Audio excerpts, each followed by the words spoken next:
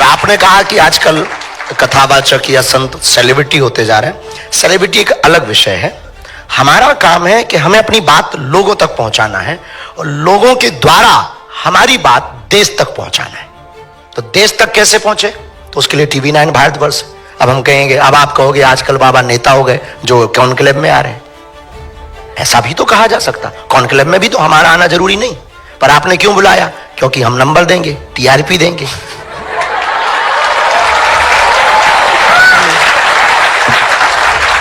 आप गुरुजी समझ गए अब टीवी को, अच्छे से समझ गए। मैं ये जानना चाहता हूं आपसे कि आप समाज को कैसे देखते हैं, क्योंकि सब कुछ वैसा हो रहा है जैसा होना चाहिए था, या कुछ लोग थोड़ा चिंतित हैं कि समाज में जो है लोगों के बीच में कटुता बहुत बढ़ गई है। समाज जैसा, भारत जैसा होना चाहिए वैसा नहीं है। भारत की जो सुंदरता है वैसी नहीं। भारत की सुंदरता वसुधैव कुटुंबकम से, भारत की सुंदरता अहिंसा परमो धर्मा से, भारत की सुंदरता सबको स्वीकारोक्ति से। निश्चित रूप से समाज बदल रहा, भारत की स्थितियां बदल रही, और हमको यह लगता है कि विदेशी ताकतों ने भारत के कुछ लोगों के ब्रेन वॉश किए।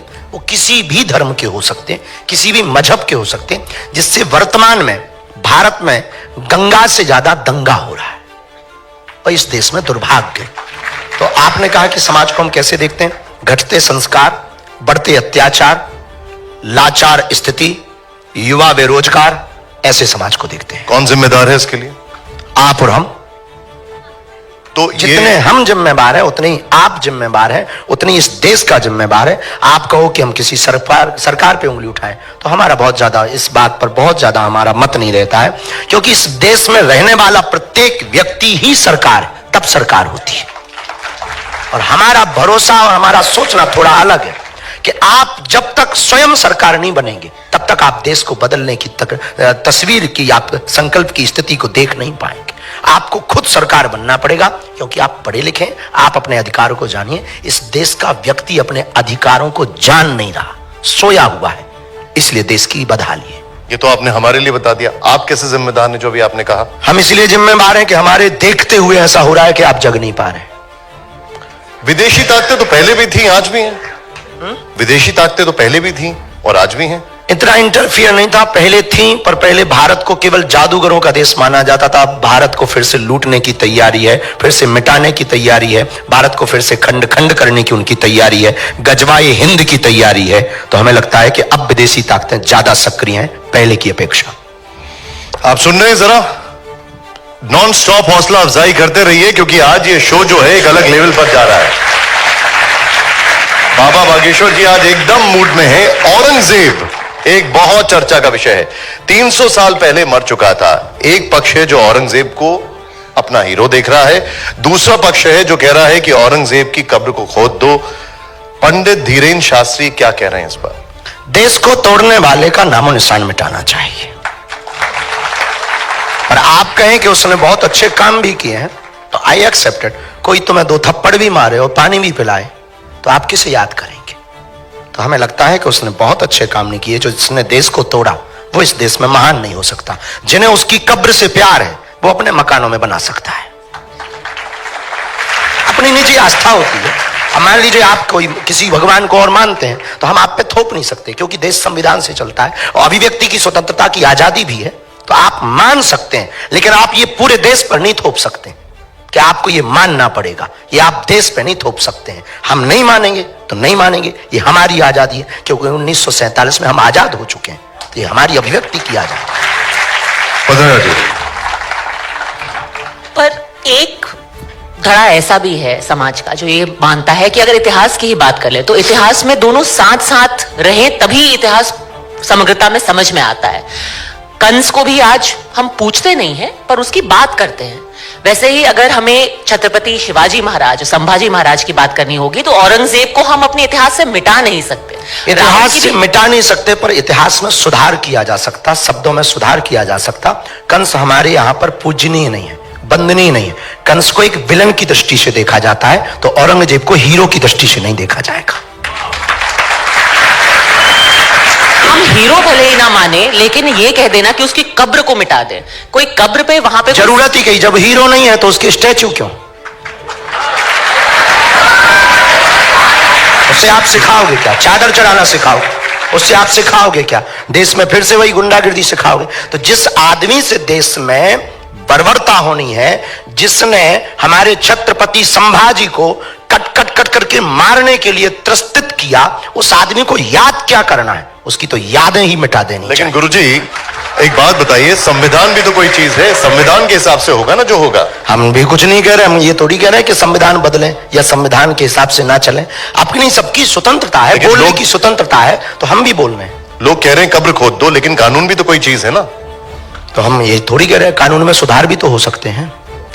पर आप ये भी आपने कहा कि कब्र से क्या याद करेंगे? कब्र को देख करके ये याद करेंगे कि एक आक्रांता था, देखो क्या हश्र हुआ उसका इस देश में। लेकिन उसे पूजा नहीं जा सकता है।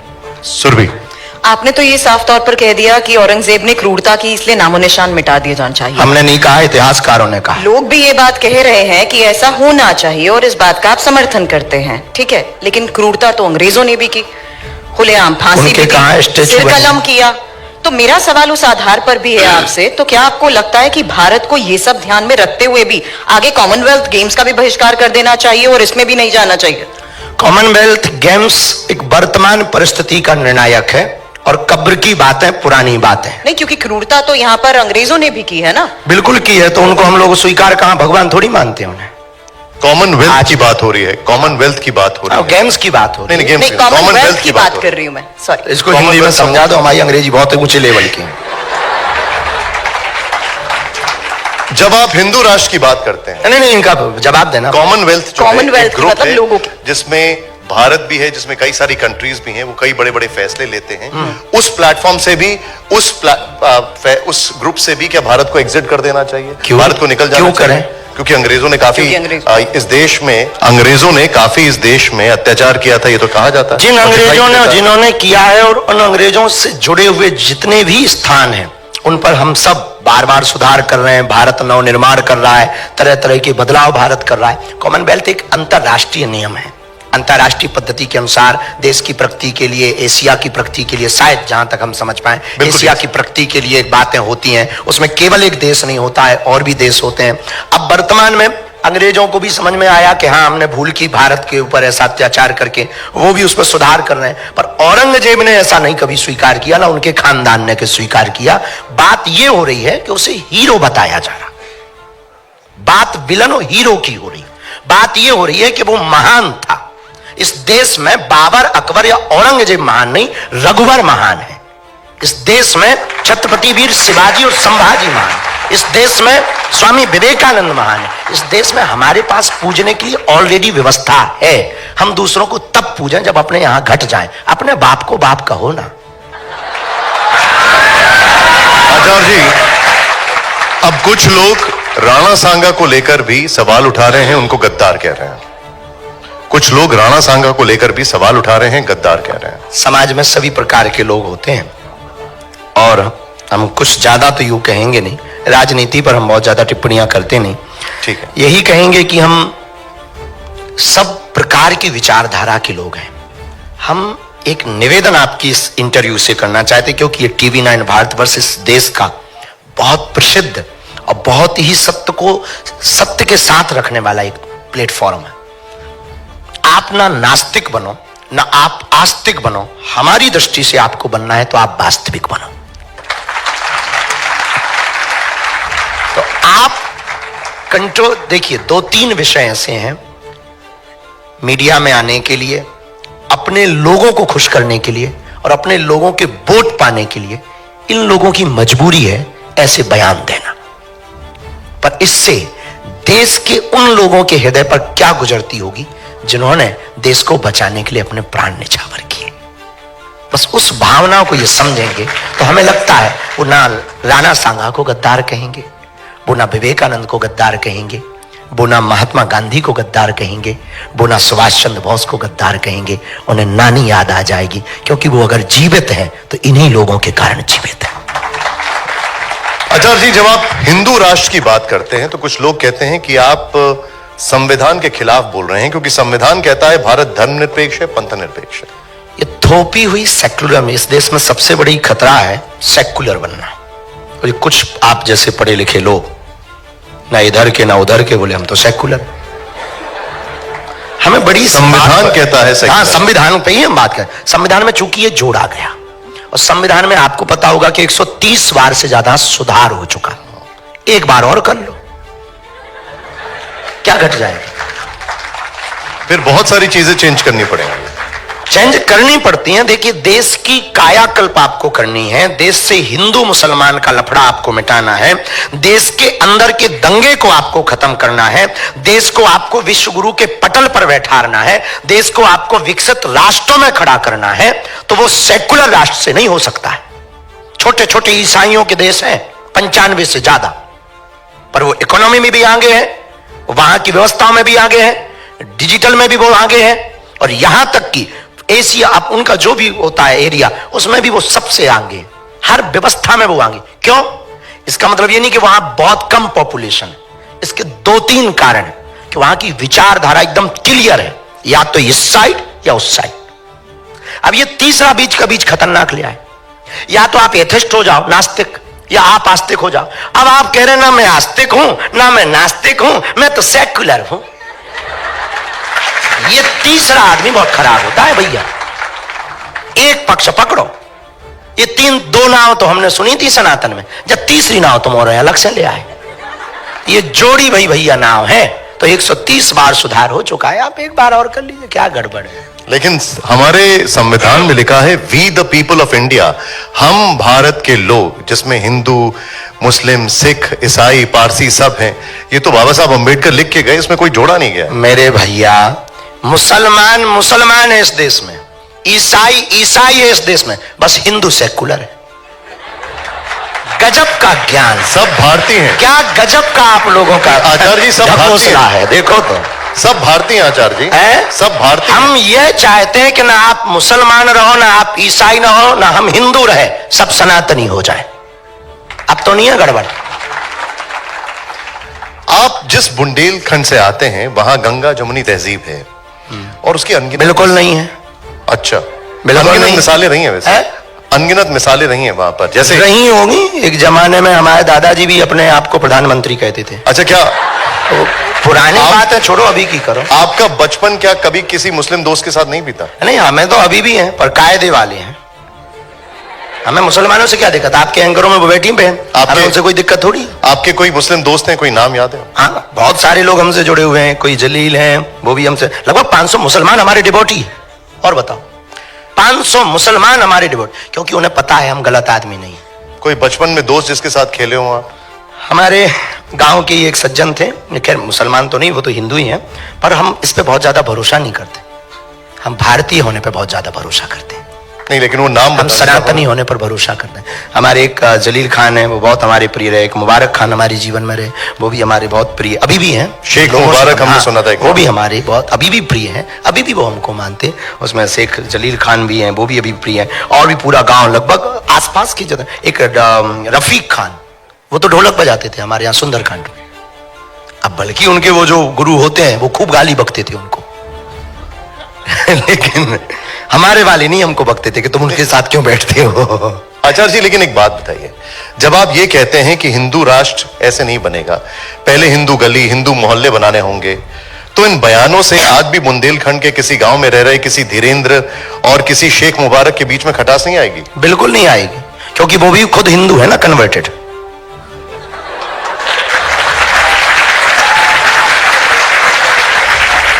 सुन रहा हाँ, अब कोई बाप को बाप ना कहे तो ये बेटा की गलती है।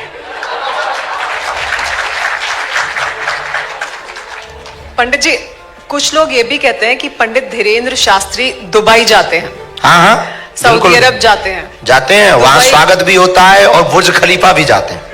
और ये भी बताइए कि रेड कारपेट बिछाया जाता है। बिल्कुल। और ये भी बताइए कि भारत के मुसलमानों को हमारी कथा से दिक्कत है, पर दुबई में हमको स्वागत देकर, इनविटेशन देकर हमारी कथा करवाई जाती है, और वहां के शेख राज परिवार के लोग आकर कथा में हमें सम्मान देते हैं। अच्छा, आचार्य जी, उनके सवाल सुन लीजिए पहले, क्योंकि उन्हें पता है आदमी ठीक है। सवाल सुन लीजिए। आप वहां, जैसा आपने बताया भी कि वहां गए, रेड कार्पेट स्वागत भी हुआ, आपने शेख साहब को गले भी लगाया, आपने ये भी कहा कि दुबई सबसे सेफ शहरों में से एक शहर है। लेकिन जब आप भारत वापस आते हैं तब आप ये कहते हैं कि कुंभ में मुसलमानों की एंट्री बैन कर दो। जब मुसलमान ये कह सकते हैं कि होली पर काफिरों की दुकानों से सामान नहीं खरीदना है, तो हम क्यों नहीं कह सकते? आप भर को कहने का अधिकार है। ये किसने कहा? हमें नहीं। ये किसने कहा? आपकी ही टीवी वालों ने चलाया है। अब किसने कहा ये न्यूज आप खंगालिए, और आप कहो तो लिंक हम भिजवा देंगे। आप TV9 भारतवर्ष देखा करिए। आप TV9 भारतवर्ष देखा करिए, आपको ऐसी न्यूज नहीं दिखेगी वहां पर। देश हित की खबरें भगवान की कृपा से। अब देखो टीवी, हम तो इतना जानते हैं कि सब न्यूज़ें बराबर होती हैं। हम ये अलग बात अलग है कि TV9 भारतवर्ष का एक अलग कद है, इसीलिए आप यहाँ पर अलग पद है। और इस TV9 भारतवर्ष के प्रति हमारा समर्पण बहुत, क्योंकि हम इनकी आपकी सत्यता के प्रति हम बहुत समर्पित हैं। और I proud of you TV9 Bharatvarsh. बहुत बहुत शुक्रिया। लेकिन अब आप भी यही देखा करिए आचार्य जी, आज से सिर्फ TV9 नहीं देखा करिए। अब आप देखते तो हैं, पर बीच बीच में ये जब चीजें आ जाती हैं, वो बीच वाला निकल के आता है तो दिमाग खराब होता है। बिहार में आपने कहा कि मैं हिंदू हूं, सिर्फ हिंदुओं की बात करूंगा, हिंदुओं के लिए जीऊंगा, हिंदुओं के लिए मरूंगा। जब बाबा तुलसीदास मस्जिद की सीढ़ी पर बैठकर राम की चौपाई लिख सकते हैं, रहीम दास मुस्लिम होकर कृष्ण भक्ति में डूब सकते हैं, कबीर दास रामानंद के चेले बन सकते हैं, तो पंडित धीरेन्द्र शास्त्री गैर हिंदुओं की बात क्यों नहीं कर सकते? उनके हक की आवाज क्यों नहीं बन सकते? हम हिंदू की बात करके मुसलमानों को या ईसाइयों को अलग नहीं करते, बल्कि हम उनको समावेश करते।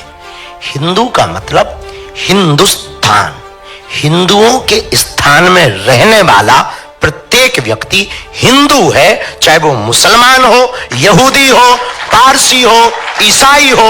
इस देश का रहने वाला व्यक्ति हिंदू है। इसलिए हम इस देश के 140 करोड़ लोगों की बात करते हैं, ना कि 100 करोड़ हिंदुओं की बात।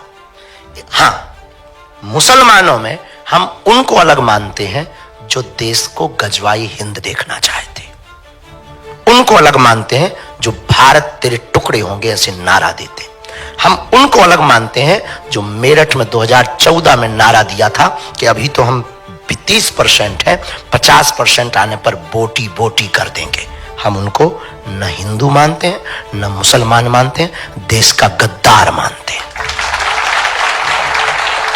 निधि, आचार्य जी, आप बिहार गए, बवाल हो गया। वहां का जो विपक्ष है उन्होंने कहा कि आप बीजेपी के लिए प्रचार करने आए हैं। वहां के विपक्ष ने, आरजेडी ने कहा कि बाबा को आने नहीं दिया जाएगा बिहार। यहां तक यह भी कहा गया कि बाबा को जेल में डाल दो। इस पर आप कैसे जवाब देंगे? कुछ खास नहीं। पहली बात तो हमारी खुद की पार्टी है, बजरंग बली की, सदियों से उसका निशान है मुगदर। नारा है जो राम का नहीं, वो किसी काम का नहीं। I request vote for you. दूसरी बात, हम किसी पार्टी को हराने या जिताने जाते ही नहीं, क्योंकि हमारी एक निजी लाइन है अध्यात्म की। और हम किसी को हराने या जिताने जाएंगे तो हम फिर आध्यात्मिक नहीं कहलाएंगे, धर्मगुरु नहीं कहलाएंगे, या साधु नहीं कहलाएंगे। तीसरी बात, जिन्होंने भी ये कहा उनकी निजी स्वतंत्रता है, पर हमारी भी निजी स्वतंत्रता है कि हम देश के किसी भी कोने में जा सकते हैं और कथा गा सकते हैं। यहां तक कि बंगाल में जा सकते हैं, यहां तक कि मणिपुर जा सकते हैं, और मस्जिद के सामने भी कथा गा सकते हैं। ये हमारे डॉक्टर भीमराव अंबेडकर जी के द्वारा दिए हुए अधिकार का सदुपयोग है। दूसरी बात, उन्होंने कहा कि जेल में डालो। हम देश में दंगा कराएं तो आप जेल में डालो, हम भड़काएं तो आप जेल में डालो, हम अपने मंच से किसी पार्टी का नाम लें तो आप जेल में डालो, हम किसी को वोट देने की बात करें तो आप जेल में डालो। आप मनगढ़ंत तो कुछ भी हमें आरोपी ठहरा सकते हैं कि हम इस पार्टी के, आज ये सत्ता में है दल, कल दूसरा आएगा तो लोग कहेंगे अब ये इसके।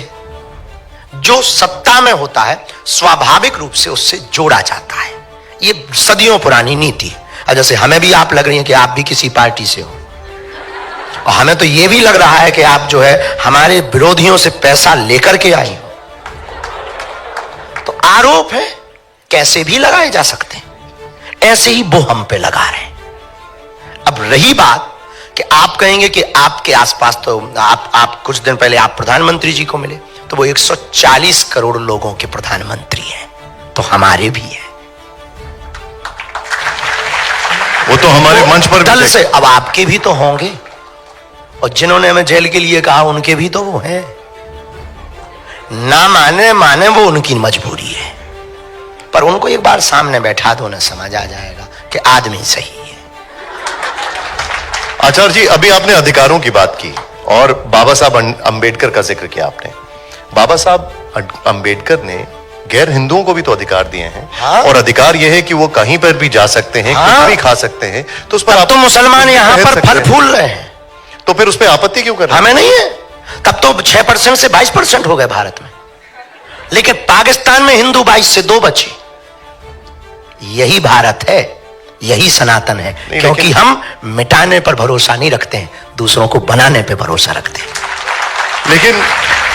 लेकिन अगर बात की जाए, अभी थोड़ी देर पहले सुनील अंबेडकर जी भी थे हमारे साथ, वो कहते हैं कि सेवई और गुजिया का कोई विवाद ही नहीं है, मैं तो दोनों खाता हूं। कुछ लोगों को आपत्ति है कि सेवई मत खाओ, गुजिया खाओ। देश के प्रधानमंत्री ने सौगात ये मोदी दी अभी, वो कितनी अद्भुत कार्य किया। अब इसका मतलब ही नहीं कि हम कसीदे पढ़ने आए, ये भी दिमाग में मत रखना थॉट्स।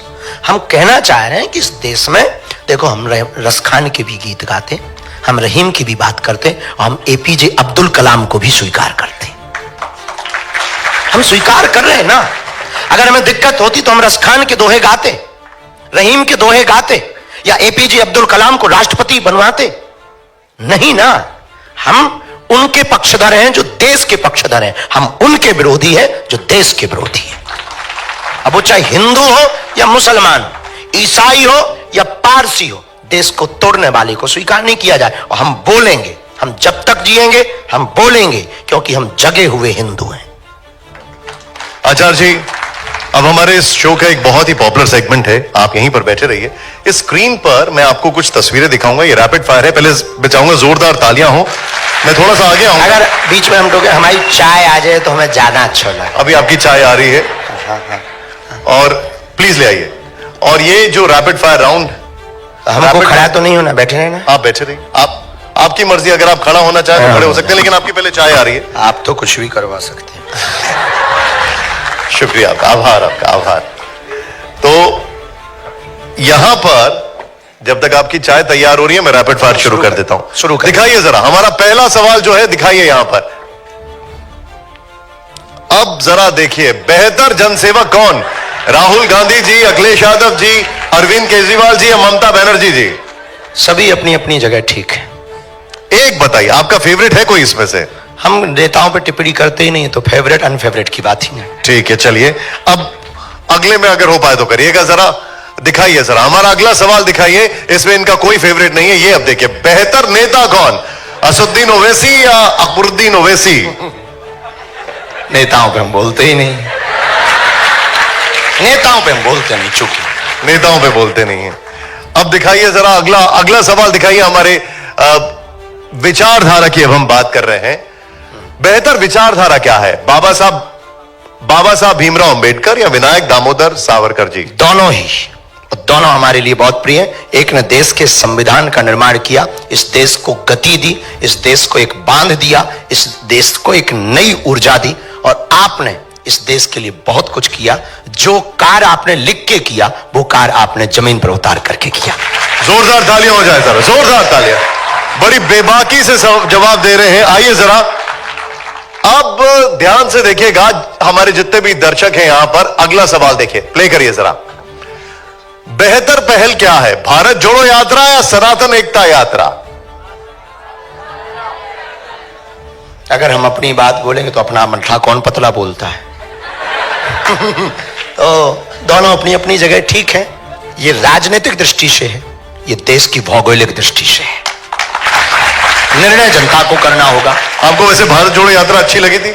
हमें कोई भी चीज बुरी लगती भी नहीं है। आपको न्योता मिला था शामिल होने का? नहीं, हमको मिला नहीं है। मिलता तो हम आपको जरूर बताते। मिलता तो जाते आप उसमें। हमें दिक्कत भी नहीं, अगर समय होता तो हम चले भी जाते। भारत कोई जोड़े तो क्या दिक्कत है, क्या बात, हमको क्या दिक्कत है। क्या बात। अगला सवाल जो है वो शायद आपके मन का सवाल है, तो पहले जोरदार तालियां बजाइए और अब जरा प्ले करिएगा अगला सवाल। बेहतर कथावाचक कौन, पंडित धीरेन्द्र शास्त्री या जया किशोरी जी? दोनों भी अपनी अपनी जगह ठीक है। आपको पसंद कौन सा है? ठीक है, अपनी अपनी जगह ठीक है। ठीक है, जरा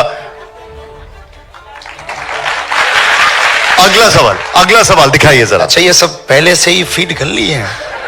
बेहतर विचारक कौन, शंकराचार्य, अविमुक्तेश्वर? शिष्य के लिए तो गुरु ही महान होता है। क्या बात। और वास्तविकता में हमारे लिए नहीं, इस देश की धरोहर अपनी अपनी जगह सभी महापुरुष हैं। चारों शंकराचार्यों का अपना एक लेवल है, उनका एक कद है, उनका एक औरा है। आदि जगत गुरु शंकराचार्य की चल रही परंपरा है। लेकिन इस देश ने एक सबसे बड़े, एक ऐसे आचार्य को पाया, एक ऐसे जगत गुरु को पाया जिन्होंने बिना नेत्रों के भी इतना कुछ देख लिया कि आंख वालों को भी टेंशन में डाल दिया। वो जगत गुरु परम पूज्य श्री रामभद्राचार्य जी महाराज जी हैं। वो हमारे गुरुदेव हैं, ये हमारा गौरव है। लेकिन सब अपनी अपनी महापुरुष, कोई महापुरुष बड़ा या छोटा नहीं हो सकता है। आप जगत गुरु रामभद्राचार्य जी की बात करें, प्लीज बैठिए। Thank you. और मैं चाहूंगा जरा गुरु जी की जरा चाय ले आइए यहां पर। एक बात तो है कि आपके बयानों से विपक्ष को काफी नाराजगी हो रही है। भूपेश बघेल ने कहा कि मैं धीरेन्द्र शास्त्री को संत नहीं मानता हूं, वो जादूगर हैं। कुछ तो माना, हमने जादूगर भी अपने आप को नहीं माना। और जादूगर तो वो होता है जो आंखों का धोखा देता है। हम तो बहुत सीधे साधे आदमी हैं, आंखें देख करके बात करते हैं और सामने वाले की आंखें खोलने की बात करते हैं। जादूगर आंख बंद कराने की बात करता है और हम आंखें खोलने की बात करते हैं। विचारों से भी, कार्यों से भी, सेवा से भी, समर्पण से भी और अपने सूत्रों से भी। प्रीति। आचार्य जी, अभी आपने कहा कि मैं किसी पॉलिटिकल पार्टी को ना जिताने के लिए काम करता हूं ना हराने के लिए काम करता हूं, मैं काम करता हूं आध्यात्म के लिए, देश के लिए। आध्यात्म की राह, आपने कहा कि आपकी पार्टी आध्यात्म के लिए काम करती है, देश के लिए। लेकिन बहुत सारे राजनीतिक पंडित हैं जो ये मानते हैं कि आप हिंदुओं को जोड़ने के नाम पर बीजेपी को फायदा पहुंचाते हैं, क्योंकि बीजेपी अगर हिंदू जुड़ जाएगा तो बीजेपी के सामने जो दूसरे विरोधी पार्टी हैं, जिसमें एमवाई समीकरण की वो बात करते हैं, पीडीए की बात करते हैं, वो समीकरण ही ध्वस्त हो जाएंगे। क्या बाकी पार्टियों में हिंदू नहीं है? नहीं, बिल्कुल है, लेकिन अगर समीकरण की बात टूटने या जुड़ने का कोई मतलब नहीं है। नहीं, लेकिन एक बात तो ये सोचिए ना, जब हिंदू जुड़ जाएगा तो पूरी तरह से वो इंक्लाइन हो जाएगा बीजेपी के लिए, ऐसा राजनीतिक पंडित मानते हैं। राजनीतिक पंडित तो कुछ भी मानते हैं, मौसम का अनुमान है, वो तो चलता रहता है। पर हम एक प्रार्थना आपसे बहुत निवेदन करें कि हिंदुओं के जुड़ने से किस पार्टी को फायदा होगा या किसको घाटा होगा, हम ये नहीं कह सकते। हम ये कह सकते हैं बहुत दावे के साथ में कि इस देश में सभी पार्टियों में लगभग हिंदू हैं और वो सभी पार्टियों के लोग अपनी अपनी पार्टी के प्रति कट्टर हैं। तो हम यही कहेंगे, हमारी अपनी विचारधारा है। अब हमसे किसी और की विचारधारा मिले या कोई ऐसा बनाए, आप भी ऐसी एक पार्टी बना सकती हैं, आपको फायदा हो जाएगा। हम किसी को नुकसान के लिए या फायदे के लिए कर ही नहीं रहे, ये हमारे यहां ऑप्शन ही खत्म। हम सिर्फ और सिर्फ इस देश में हिंदुओं पर हो रहे अत्याचार के लिए उन्हें जगा रहे, सोए हुए हिंदुओं को जगा रहे, घटती हुई हिंदू आबादी को जगा रहे, उन हिंदुओं को जगा रहे जो सेकुलरिज्म के नाम पर बट गए, उन हिंदुओं को जगा रहे जो भाषावाद के नाम पर बट गए, उन हिंदुओं को जगा रहे जो क्षेत्रवाद के नाम पर बट गए, उन हिंदुओं को जगा रहे। इस देश में हिंदू है कहां? या तो ब्राह्मण है या क्षत्रिय है या वैश्य है या गुर्जर है या जाट है या बर्मा है या शर्मा है। अगर हिंदू होता तो भारत हिंदू राष्ट्र नहीं होता। अगर हिंदू होता तो भारत में हिंदुओं पर कोई उंगली उठाता। अगर हिंदू होता तो क्या श्रद्धा के 35 टुकड़े होते? हिंदू होता तो क्या कन्हैया लाल दर्जी का मर्डर राजस्थान में होता? हिंदू होता तो क्या पाल घर में संत मारे जाते? हिंदू होता तो हिंदुओं की आस्था का प्रतीक रामायण को जलाया जाता। अगर हिंदू होता तो हिंदुओं के रहते हिंदुओं की पार्टियां हैं इस देश में गाय माता काटी जाती, बूचड़ खाने जलते। हिंदू होता तो क्या बांग्लादेशी हिंदुओं का दर्द नहीं दिखाई देता? क्या उन्हें वापस नहीं बुला लेता? आज इजराइल क्यों लड़ रहा है? क्योंकि वो अपनी कम्युनिटी को बचाना चाहता है, क्योंकि वो यहूदियों को बचाना चाहता है। और वो 8-8 लाख यहूदियों को एयरोप्लेन से ला करके अपने देश में सुरक्षित रखता है। क्या इस देश में रहने वाले हिंदू बांग्लादेशी हिंदुओं को नहीं स्वीकार कर सकते? हिंदू है कहां? हमें तो आप पर भी आता है तरस के आप हो भी कि नहीं। खुद पर तरस आता है कि हम हिंदू हैं कि नहीं। ये दर्द है हमारा। हम 150 करोड़ हिंदुओं की लड़ाई लड़ रहे हैं, अपनी लड़ाई नहीं है। हमें मिलता क्या है? हम कथा करें, बहुत अच्छा है, विवादों से मिलेगा क्या? 10 लोग गालियां देते, 20 लोग उल्टा सीधा बोलते, रोज हमारे नाम से 20 वीडियो डाले जाते, हमारे नाम से रोज मुहिम चलाई जाती, मारने की धमकियां दी जाती, हमारे परिवार का निकलना मुश्किल है, माता बाहर नहीं निकल सकती, तरह तरह के पत्थर फेंकते हैं लोग। हमने बिगाड़ा क्या है और किस लिए हम कर रहे हैं? किसके लिए हम जी रहे? क्या श्रद्धा हमारी भर बहन है? क्या हिंदू हमारा भर है? क्या बांग्लादेशी हिंदू केवल हमारे? क्या नेपाल में रहने वाले हिंदू हमारे? मॉरिशस, कंबोडिया, वर्मा, इंडोनेशिया, यहां रहने वाले हिंदू केवल हमारे हिंदू हैं? हम 150 करोड़ हिंदुओं की बात कर रहे हैं। अच्छा खासा हमारा दरबार चल रहा, अच्छी खासी हम कथा कर रहे हैं, बढ़िया आराम से रहते, 10 बजे जाते, 5 बजे आते, बढ़िया आराम से सोते, 18 घंटे मेहनत करते, रात भर वहां दरबार लगाए रहे, सुबह से चले 3 घंटा आपके पास आए। क्यों आए? कि हिंदुओं तक हमारी आवाज पहुंच जाए। हम पदयात्रा क्यों कर रहे हैं? हम क्यों अभी दिल्ली से वृंदावन तक पदयात्रा लेके जाने वाले हैं? यहां हमें चुनाव लड़ने आना है? ये यहां कोई चुनाव है या बीजेपी यहां खड़ी होने वाली? अभी तो नहीं है यूपी में चुनाव, पर हम यात्रा कर रहे हैं, इस साल कर रहे हैं। किसके लिए कर रहे हैं? हम आंदोलन नहीं, आंदोलित करना चाहते हैं देश को। आज नहीं कल पछताओगे। अगर आज नहीं तुम समझे तो कल पछताओगे। बांग्लादेश में भी हिंदू समृद्ध था, वहां भी पत्रकार थे, वहां भी पुलिस थे, वहां भी आईटी सेल के लोग थे, पर एक एक करके बेटियों को रस्सियों में जकड़कर सड़कों पर लाया गया और नग्न किया गया, मकान जलाए गए, पत्रकारिता धरी रह गई, पुलिसवादी धरी रह गई, धन धरा रह गया, कोई नहीं बचा पाया। कल के दिन तुम भी यहां पछताओगे अगर जागोगे नहीं। बस हमारी ये लड़ाई है, हमारी कोई लड़ाई नहीं। हम किसी पार्टी के नहीं, और हमें मिलेगा भी क्या पार्टी से, और मिल भी क्या रहा? हम इस देश के हैं, हम इस देश के नहीं 150 करोड़ हिंदुओं के हैं। अब किसी को बुरा लगता तो लगे। हम राहुल गांधी को भी मानते, हम लालू को भी मानते, हम अखिलेश यादव को भी मानते, हम मायावती को भी मानते, हम ममता को भी मानते। इस देश की जितनी पार्टियां हैं वो हमारी हैं, क्योंकि हम इस देश के निवासी, हम इस देश में रहने वाले। हमें क्या लेना देना कौन आए कौन जाए? हमें लेना देना है इन बच्चियों के ऊपर कोई उंगली ना उठाए, इनसे राम के होने का सबूत ना मांगा जाए। बस ये हमारी टेंशन है, ये चिंता है, इसके लिए हम मर रहे हैं। बाकी निजी ठीक है, उनका कहना है। जो पंडित आपने बताए हैं कि कोई पंडित है, उनको एक बार हमें मिलवाइए, हम छीलेंगे तरीके से।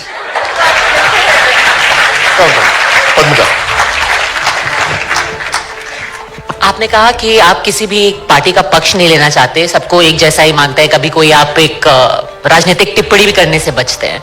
लेकिन जिस तरीके का एक भाव बनाया जाता है, जब आप कह रहे हैं कि आप सिर्फ लोगों को आंदोलित करने जाते हैं, लेकिन एक ही पार्टी को हिंदुत्व से जोड़ के देखा जाता है, फिर उनको वहां फायदा होता है। अभी एक कांग्रेस के विधायक है, उन्होंने मध्य प्रदेश में सतना में उन्होंने बोला कि ऐसा लग रहा है कि बीजेपी ने सांड की तरह सारे धर्मगुरुओं को छोड़ दिया है और राजनीतिक फसल जो है वो चल रहे हैं कांग्रेस की। अब उनकी बुद्धि का क्या कहा जाए। राजनेताओं पे हम बयान तो नहीं देते हैं, पर एक शब्द कह के हम फिर से, तुम अपने सांड छोड़ दो।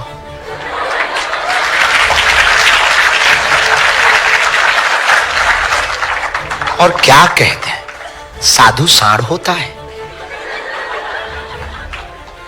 क्या गजब की उनकी प्रज्ञा है। लगता है स्कूल के पीछे पढ़ते रहे महाराज। आचार्य जी, आपने सनातन जोड़ो यात्रा निकाली। आप ये भी कह रहे हैं कि मंदिर जाओ तो जाति को बाहर छोड़ के जाओ। क्या पंडित धीरेन्द्र शास्त्री जाति व्यवस्था के खिलाफ है? नहीं, जातियों में भरे हुए जातिवाद के जहर के खिलाफ हैं।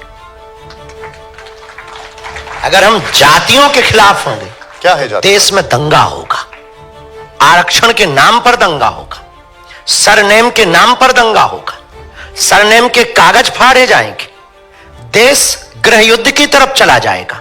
हमारी विचारधारा तो समझिए कितनी बारीकी से हम गए। 9 जातियां नहीं छोड़नी है, पर जातियों का गुमान छोड़ना है। न आप बड़े हैं न छोटे हैं, न कोई पिछड़ा है न कोई बिछड़ा है, न कोई ऊंच है न कोई नीच है। इस देश में सब हिंदू है, सब हिंदुस्तानी है और सब भारतीय है। सुमेरा के पास आएंगे। पंडित जी, जब आप ये कहते हैं कि जातियों का गुमान खत्म हो जाना चाहिए, आप उसके खिलाफ हैं, आप जातियों का गुमान ना करें, जाति व्यवस्था को मिटाने की बात इस वजह से आप करते हैं।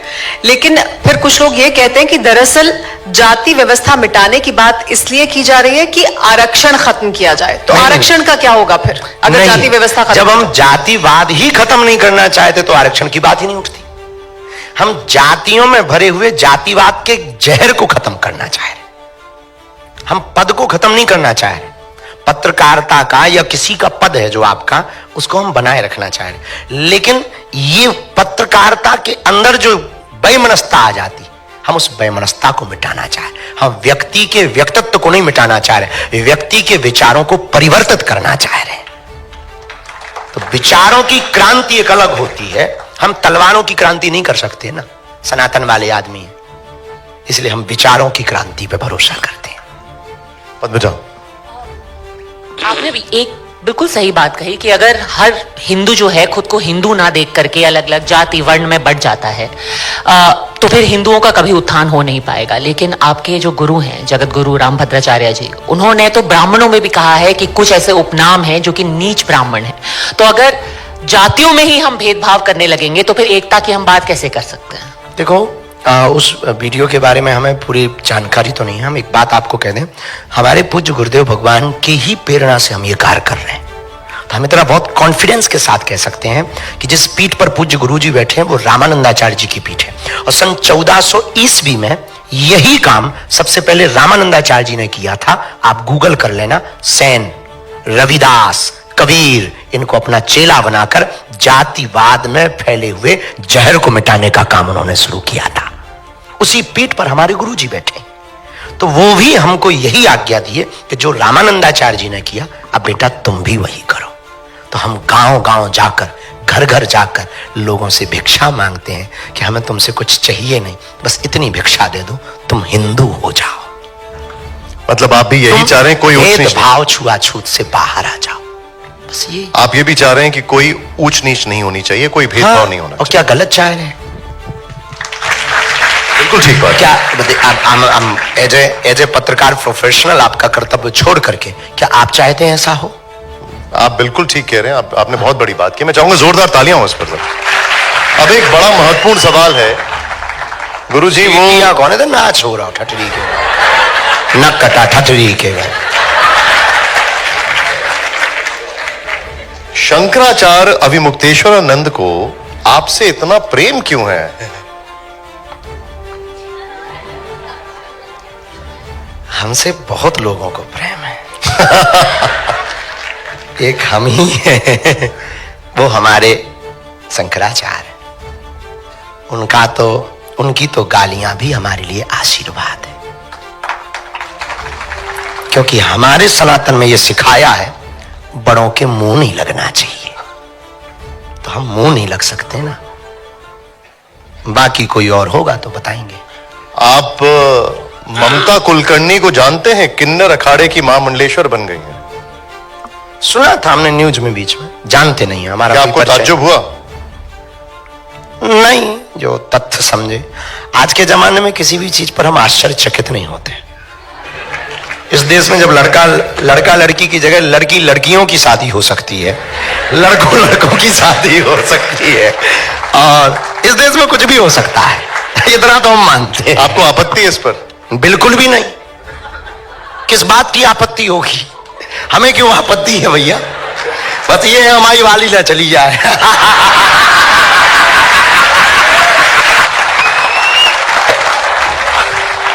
विनोद है, मजाक है, बुरा न मानना। इतने बड़े मीडिया प्लेटफॉर्म से ऐसी मजाक करनी नहीं चाहिए, पर क्या करें, हम बहुत कंट्रोल करते हैं, हो नहीं पाता। आचार्य जी, ममता कुलकर्णी पे मैं वापस आता हूं। क्या इतना आसान होता है महामंडलेश्वर बन जाना? नहीं, हमें नहीं लगता, जितना हमने जाना। देखो, ये निर्णय तो हमारे शंकराचार्य हैं, 13 अखाड़े हैं, 7 शैवों के अखाड़े हैं, 3 वैष्णवों के अखाड़े हैं, तो उदासीनों के 3 अखाड़े हैं। ये 13 अखाड़े निर्णय लेते हैं। इन अखाड़ों के अंतर्गत महामंडलेश्वरों की नियुक्ति होती है। उसमें एक बाकायदा पंचायत बुलाई जाती है और चारों संप्रदाय के आचार्य पहुंचते हैं, 13 अखाड़ों के लोग पहुंचते हैं, उसके 13 अखाड़ों से प्रतिनिधित्व करते हैं। इसके बाद में स्वीकारोक्ति होती है, फिर उसके बाद में विरोध प्रकट होता है, इसके बाद में यस नो होता है। तो ये प्रक्रिया है। इतना सरल तो नहीं है, पर कहा जा सकता है कि आजकल थोड़ा सा तो बहुत चिंतनीय है। हमारे भी परंपराओं में कुछ कुछ रूढ़िवादी प्रथाएं जिन पर लगाम लगनी चाहिए, और हम इसके पक्ष में। लेकिन ममता कुलकर्णी से जब ये सवाल पूछा गया तो काय कौन की बातें करनी, लेकिन एक आखिरी बात, उनका ये कहना था कि 2-10 अलग पूछ लो। एक जरूरी है ये, उन्होंने कहा कि जितनी पंडित धीरेन्द्र शास्त्री की उम्र है उससे ज्यादा उनकी तपस्या है। हो सकता भैया, इस देश में कुछ भी संभव है, ये तो हम पहले ही बोल चुके हैं। निधि पे पाऊंगा। निधि, आचार्य जी, आपका एक बयान रहा जो काफी फेमस रहा, सुर्खियों में रहा, जब आपने बालासोर रेल हादसा हुआ था, 300 लोग उसमें मर गए थे। उस वक्त दिया था कि राष्ट्र हित के लिए, विश्व हित के लिए आपको संकेत मिल जाता है कि हादसा होने वाला है। तो कुंभ में 6 जगहों पर भगदड़ मची। आपको संकेत अगर मिल गया था तो आप प्रशासन को आगाह कर देते। अभी म्यांमार और थाईलैंड में भूकंप आया। जी जी, तो अगर आपको संकेत था तो आगाह किया जा सकता था। हमने उस बयान को, ठीक है, लोगों ने इस प्रकार से भी देखा। हम आपको पहली बात ये बता दें, हम भगवान नहीं हैं, हम एक साधारण सनातन सिपाही। प्रारंभ में ही हमने आपको जवाब दिया। दूसरी बात, अपनी उस बात पर ही हम आपको एक बात जोड़ी जाननी चाहिए, जो पूरी बात लोगों तक नहीं पहुंची, उतनी एक अलग पहुंची। जानना एक अलग विषय है, पलटना एक अलग विषय है। और कहीं पर भी देश में, कहीं विश्व में कुछ ना कुछ तो चल रहा है, ये तो तय है। हमारे पास ऐसी कोई शक्ति नहीं है कि वो हमें कान में बताती हो या सामने खड़े होकर। हमें तो इंट्यूशन मिलते हैं, अनुभव होते हैं, सांकेतिक अनुभव होते हैं। उन अनुभवों के आधार पर कोई जिज्ञासा रखता है, उनके उत्तर, जो गद्दी की हमारी परंपरा है दादा गुरुजी के समय की, हम उनको उत्तर दे देते हैं। जैसे देश में एस्ट्रोलॉजी है, ज्योतिष है, ज्योतिष की गणना है, जैसे मौसम विभाग भी है, ऐसे ही हम अपनी जो पद्धति है, हनुमान जी की जो परंपरा है, उस परंपरा के द्वारा पाई हुई पद्धति है, उस पद्धति के द्वारा आए हुए व्यक्ति के मनोविचारों को पकड़ने की कोशिश करते हैं। जितना समझ आता, अपनी गुरु प्रेरणा से वो बात उनको रख देते हैं। तीसरी बात, ये जो घटनाएं हो रही, हम भविष्य नहीं बताते, ना हमने ये कभी घोषणा की। हम भविष्य बताते ही नहीं, इसलिए नहीं बताते कि भविष्य सिर्फ भगवान के हाथ में, ईश्वर के अलावा किसी के हाथ में नहीं। फिर आपने एक बात बोली कि ये देश में जो चल रहा है देश हित के लिए, कोई अगर प्रार्थना करे तो हम भी प्रार्थना कर सकते हैं। कोई हमारे पास आए तो हम भी, देश हमारी भी जिम्मेवारी, हम भी प्रार्थना करते हैं, सुखी रहे संसार, दुखिया रहे ना कोई। पर जो उसे करना है वो रोक कौन सकता है, उसे टाल कौन सकता है? और इतना ही सस्ता टालना होता या रोकना होता तो फिर पूरी दुनिया में इस प्रकार के उपद्रव ही ना होते। फिर तो सत्य ही सत्य चलेगा, वन साइडेड गेम चलेगा, दूसरी साइडेड चलेगा ही नहीं। तो जो घटनाएं हो रही हैं वो घटित होती रहेंगी। हमें लगता है कि ये प्रश्न हमारे लिए बहुत कठिन प्रश्न है। हमें लगता है कि ये प्रश्न हमारे लिए नहीं है, क्योंकि हमने ऐसी कभी कोई घोषणा नहीं की कि हम भविष्य बता सकते। ओके, अब एक प्रश्न है, क्योंकि आपने कहा आपके लिए कठिन प्रश्न है, एक बहुत कठिन प्रश्न आपसे सुरभि पूछने वाली है। क्योंकि ये प्रश्न बार बार पूछा जाता है, इसलिए इस मंच से पूछ रहे हैं, पंडित धीरेन्द्र शास्त्री शादी कब कर रहे हैं? करनी है, ये पक्का है, ये तो तय है। ये इसलिए तय है कि हम जिस रास्ते में हैं इसमें कांटे बहुत हैं। साधु बनना कठिन है, जैसे पेड़ खजूर, चढ़े तो चाखे प्रेम रस, गिरे तो चकनाचूर। हमें हम बहुत कॉन्फिडेंस के साथ कह रहे हैं कि अभी तक तो बहुत सधी हुई जिंदगी है, बहुत गंभीरता के साथ कह रहे हैं, पर अगर हमसे कोई भूल हो गई ना तो 100 सालों तक कोई महात्माओं पे भरोसा नहीं करेगा बहन। हमको अपनी चिंता नहीं है, जो 150 करोड़ लोगों में करोड़ों लोग घर बैठकर हम पे भरोसा करते ना, हमें उनके भरोसे की दिक्कत है कि वो टूटे ना। और समाज में सब प्रकार के लोग होते हैं, तो हम तो ये बहुत कॉन्फिडेंस के साथ कहें, बाद में भले ही संन्यास लेंगे पर ब्याह करेंगे। नहीं, अब तो प्रधानमंत्री जी ने भी आपकी पर्ची निकाल दी। हाँ, तो क्या निकला पर्ची में? वही जो आपने प्रश्न किया है, वही निकला। हमारी माता जी बैठी थी और माननीय प्रधानमंत्री जी बैठे थे, तो ग्रीन रूम में बैठे थे, तो वो तो बहुत सहज हैं और सच बोले वो तो पूरे देश के प्रधानमंत्री हैं, और ये हमारे लिए तो सौभाग्य है कि उन्होंने हमारी माता जी को कहा कि अब चिंता मत करो, आज से मैं तुम्हारा बड़ा बेटा हूं और हम हैं। तो फिर बोले कि हम आज बालाजी के चरणों में गए थे, तो दर्शन करके ही आए थे माननीय प्रधानमंत्री, हम आज बालाजी के चरणों में गए थे, ये पर्ची खोलते हैं, अब तुम्हारा बड़ा बेटा भी खोलता है।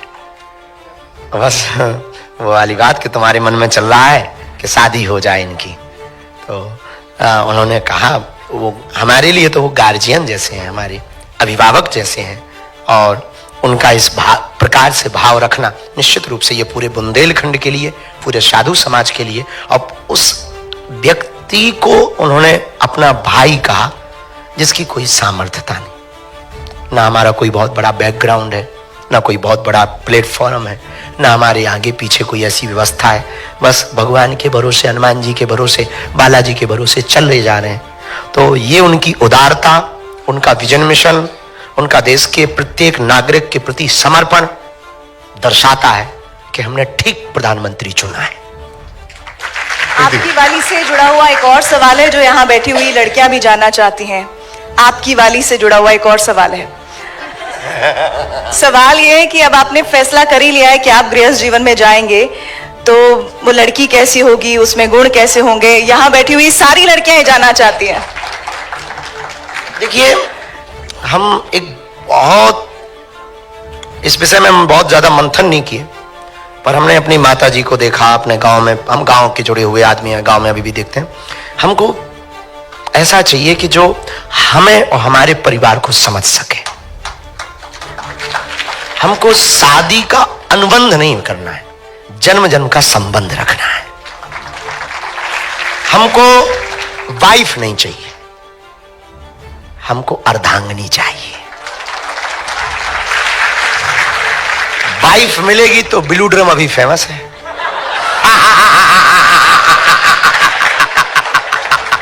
आप भी लगता है रील बहुत देखते हैं। सबको अपनी अपनी दिखती है साहब। ठटरी के बारे तो फिर सीटी बजा रहा हूं नक्कटा, आज का खा के आओ मुंह सरचन। बहुत प्यार है, सॉरी आचार्य जी, आपको जल्दी है, मुझे पता लगा है, सुरभि जल्दी से लेकिन क्योंकि आज हम इतना जान पा रहे हैं तो बस एक बात और बता दीजिए, लड़कियों के प्रपोजल किस तरीके से आते हैं? कुछ तो साफ तौर पर ये कहती हैं, चिट्ठियां भी भेजती हैं, हमें पता है, कुछ तो ये प्राणनाथ तक बोल देती हैं, और यहाँ तक कि इसकी सपने में बालाजी आए और उन्होंने कहा कि आपसे शादी कर लूं।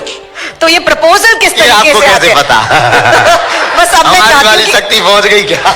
हमारी रिसर्च टीम बहुत स्ट्रांग है। ये प्राणनाथ कौन बोलता है आपको? बंद करो भैया, आज में फंसवा रहे हो भैया। अभी हमको जो है जीवन भी, अच्छा, कोई दिलचस्प प्रपोजल हो तो वो बता दीजिए एक बार। बहुत हुए तो एक तो भगवान की बड़ी कृपा है, बहुत से लोग भयभीत रहते हैं, आसपास कुछ साधु भी रहते हैं हमारे, कुछ बुजुर्ग भी रहते हैं, तो उनके कारण बहुत पहुंचे, बहुत हुई है। एक तो 40-42 साल की आंटी आई, वो बोली हम तलाक दिया है, शादीशुदा। तो हमने कहा कि क्यों दी? तो कहती हैं कि अब आप ये बताओ कि हमें स्वीकार कब करोगे? तो हम कहा बहन जी, बहन जी मत बोलो। अरे हम कहा बहन जी ने बोलो, आंटी बोले, अब और भड़क गई वो। बोले आपको ना क्या क्या बोला, फिर पुलिस को बुलाना पड़ा। फिर वो चूंकि शायद उनका विदेशी पासपोर्ट था, पुलिस आई, फिर बड़ी मुश्किल से। एक ये हमारे साथ बहुत खतरा हुआ। एक हुआ नस काटने वाला बहुत। अरे बाप रे। हाँ, तो उसने, वो पागल थी, चिल्लाई उसने। हाँ, तो चिल्लाई वो बहुत। आपके लिए पागल हो गई? हाँ, बोले 3 साल से मैं पूजा कर रही हूँ, व्रत रख रही हूँ, नहीं है भगवान, सब ऐसी है, अगर है भगवान तो मेरे घर बारात लेके कब आओगे, आज मुझे डेट चाहिए। और बस इसके बाद में फिर उसने वो नस काट ली। तो बड़ा खतरा हुआ, फिर हमें बड़ा डर लगा, हम तो कप गए। सीधे साधे आदमी, हमने कहा आज एक तो ब्रेकिंग न्यूज आप यहाँ चलाने की है।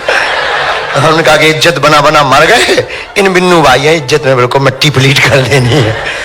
तो बड़ी मुश्किल से वो भी फिर हैंडल। वैसे प्रपोजल कम धमकी ज्यादा लग रहा था। हाँ, हमें भी यही लगा।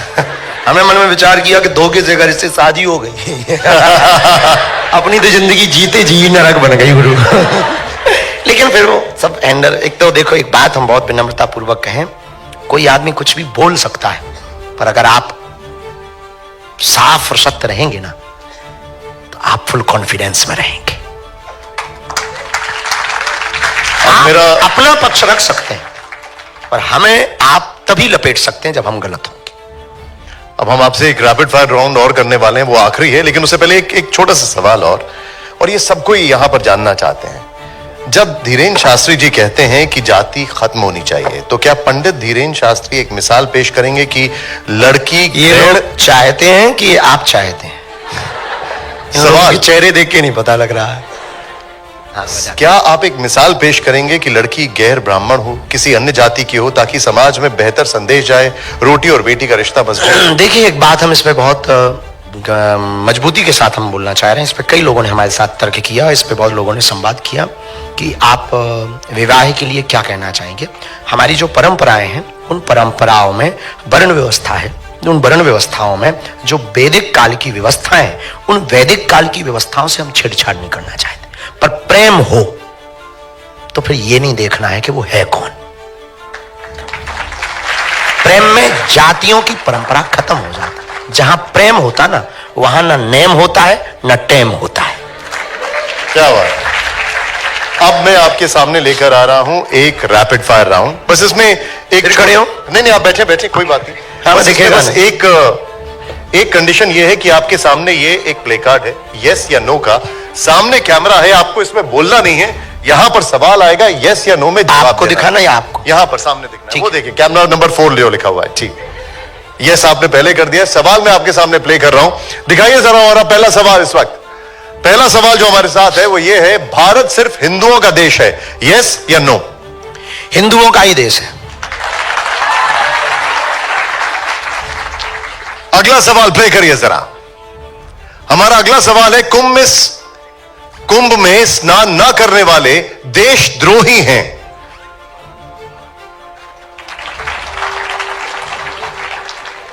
वो प्रश्न को जो हमारा वायरल हुआ है, उसको लोग, हम उस पर बात रखना चाहेंगे। उसको लोगों ने गलत, उससे उन बहन जी ने बोला था कि किसी ने कहा है कि कुंभ में वो जाते हैं जो पापी होते हैं, तो हमने उनको देशद्रोही बोला था। मेरा अगला सवाल आपके सामने है, प्ले करिए जरा। देश में जातिगत जनगणना होनी चाहिए। जातिगत जनगणना से देश गृह युद्ध की तरफ जाएगा, जनसंख्या की जनगणना से देश प्रगति की तरफ जाएगा। अभी तेलंगाना में उन्होंने दिया है और ओबीसी को 42% आरक्षण दे दिया है। वो सरकारों का अपना अपना निजी काम है, पर हम तो स्वतंत्र हैं। अपनी अभिव्यक्ति की आजादी के आधार पर हम अपनी बात रख सकते हैं। जातिगत जनगणना से देश दंगा की स्थिति में जाएगा, और जनसंख्या की जनगणना से यह निर्णय लिया जाएगा कि और कितने हॉस्पिटल बनाए जाने चाहिए, और कितने पुलिस स्टेशन खोले जाने चाहिए, और कितने शिक्षा के इंस्टीट्यूट सेंटर खोले जाने चाहिए। इसलिए जनसंख्या की गणना की जाती है। और जातिगत की जनगणना होगी तो देश में नेता जातियों के नाम पर अपनी रोटी सेकेंगे, और वो बनेंगे राजा, और जातियों को आपस में लड़वा करके देश का बेड़ा गर्क करेंगे। मैं अगले सवाल पर आता हूं, प्ले करिए जरा। महंगाई, बेरोजगारी देश की समस्या है, यस या नो? अगला सवाल प्ले करिए, जोरदार तालियां हो इसके लिए जरा। वैसे बहुत सारे नेता इसको मानने के लिए तैयार नहीं होते, लेकिन भारत में इंटरकास्ट शादी का प्रचलन बढ़ना चाहिए, यस या नो? ये थोड़ा खतरा है। अगर हम यस बोल देंगे तो कुछ लोगों को अच्छा लगेगा, कुछ को लगेगा वाह। अगर हम नो बोल देंगे तो लगेगा कि फिर बाबा जातिवाद कैसे, जातिवाद छुआछूत कैसे मिटाएगा। तो अभी तो आप कह रहे थे जाति खत्म होनी चाहिए। जातिवाद के अंदर भरा हुआ जहर खत्म होना चाहिए। लोग हमारी बात ही नहीं समझते हैं। हमने जातिवाद खत्म करने की बात ही नहीं आज तक। नहीं, लेकिन तो फिर इंटरकास्ट मैरिज से सुधार नहीं होगा? इंटरकास्ट मैरिज से सुधार नहीं होगा इसमें? प्रेम में तो होगा, पर जिनको प्रेम नहीं है वो क्या करें। ठीक है, अगला सवाल प्ले करिए जरा। आरक्षण की नए सिरे से समीक्षा होनी चाहिए। अभी जैसा है वैसा रहने तो काहे को दंगा करवाते हैं। और इस शो का हमारा आखिरी सवाल है, देश के संसाधनों पर मुसलमानों का बराबरी का अधिकार है?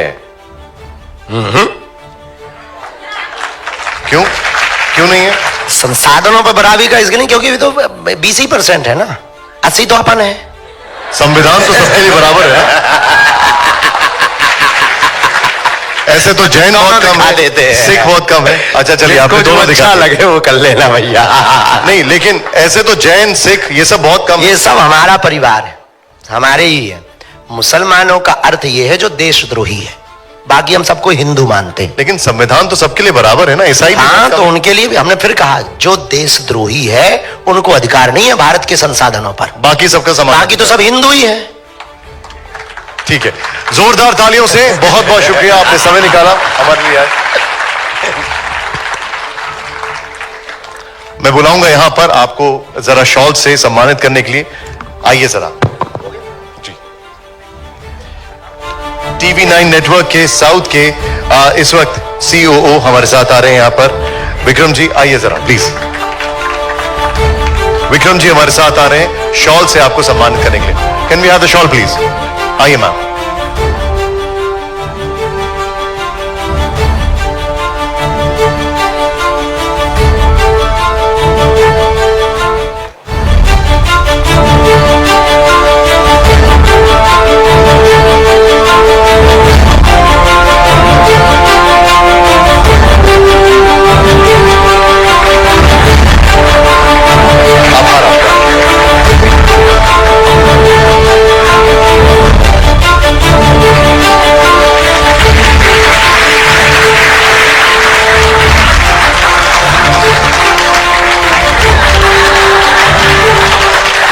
बहुत जोरदार तालियां।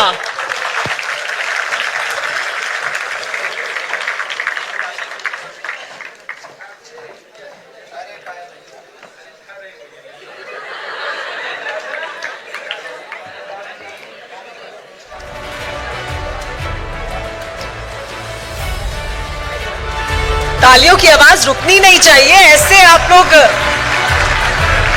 ये रुकनी नहीं चाहिए तालियों की आवाज।